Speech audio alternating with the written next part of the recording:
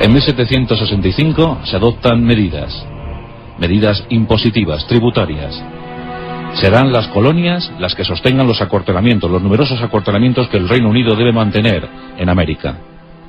Y se crean tasas, por ejemplo la stand-up, la tasa del timbre, la ley del timbre.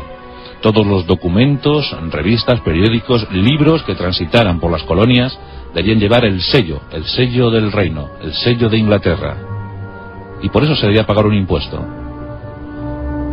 Esto crea los primeros desasosiegos, las primeras incertidumbres entre los coloniales.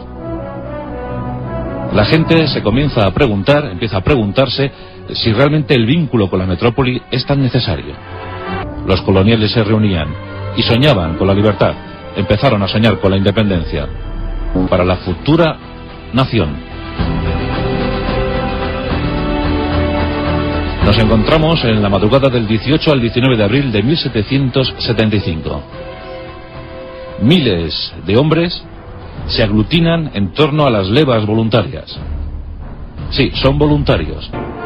Nos encontramos en Lexington. Allí se produce un choque, la primera batalla, lo que se considera la primera batalla de la Guerra de Independencia norteamericana. Los colonos responden con sus modelos Filadelfia. Los primeros muertos sobre el campo de batalla. Los colonos sufren sus primeras 8 bajas. Los hombres del rey, las tropas de Inglaterra, están más experimentadas, son más curtidos, son mejores veteranos. Saben perfectamente cómo disolver una formación militar miliciana. Además, estos eran muy poco avezados en el disparo. Se empiezan a preparar y empiezan a buscar a un líder. Y ese líder lo encontrarán en Virginia. Un rico hacendado llamado George Washington asume en mayo de 1775 la dirección de aquellas tropas milicianas. Dice: hemos reclutado un ejército de generales. No atienden ni una sola orden. Será un trabajo duro y difícil.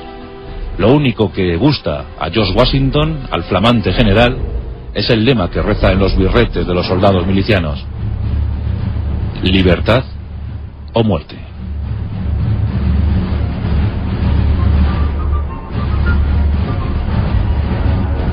Los hombres de Washington empiezan a diseñar planes de batalla. Atacan como guerrilleros. Dan golpes certeros a los hombres de Inglaterra, a los soldados de Inglaterra. Nos encontramos en junio de 1775, en la colina Bunker. Cerca de Boston, recordemos que los ingleses habían sido sitiados en Boston, intentan una salida desesperada de la ciudad y se topan con posiciones de los milicianos. En la colina Bunker están perfectamente atrincherados los milicianos. Los norteamericanos inician los combates. Tienen armas estupendas y tienen sobre todo certeros cañones. Pero desde 1777 las naciones europeas entendieron que Estados Unidos era otra cosa, que era ya una nueva y tremenda realidad. Desde finales del siglo XVIII, fruto de las ideas ilustradas, un viento de independencia recorre los territorios coloniales americanos.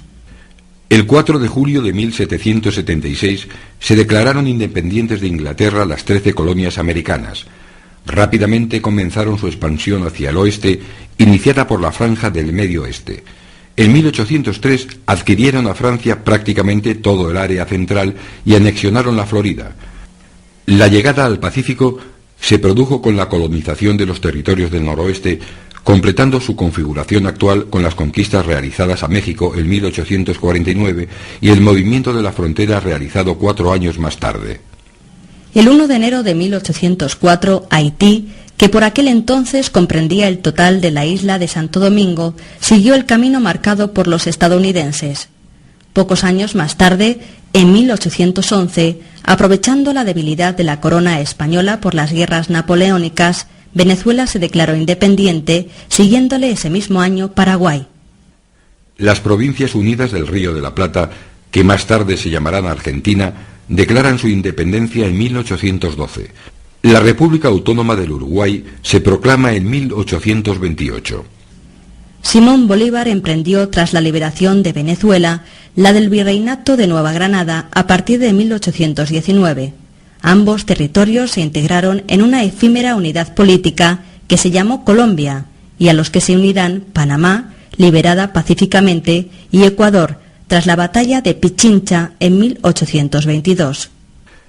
La libertad de Chile se produjo tras la victoria del general San Martín en la batalla de Chacabuco, en 1817. En 1821, los ejércitos libertadores pasaron a Perú, derrotando a las tropas españolas en la batalla de Junín, producida 3 años más tarde, lo que facultó la independencia del país. El Alto Perú, la actual Bolivia, no debió esperar mucho para librarse, tras vencer las tropas de Sucre, al ejército español el 8 de diciembre de 1824. Brasil conoce su independencia en 1822 tras autoerigirse emperador Pedro I. En México, en septiembre de 1821, el Acta de Independencia proclama la libertad del país. Ese mismo año, tras numerosos intentos secesionistas en Centroamérica, se proclaman las Provincias Unidas del Centro de América bajo la forma de una república federal. La formación de los diversos países centroamericanos aún habrá de esperar algunos años.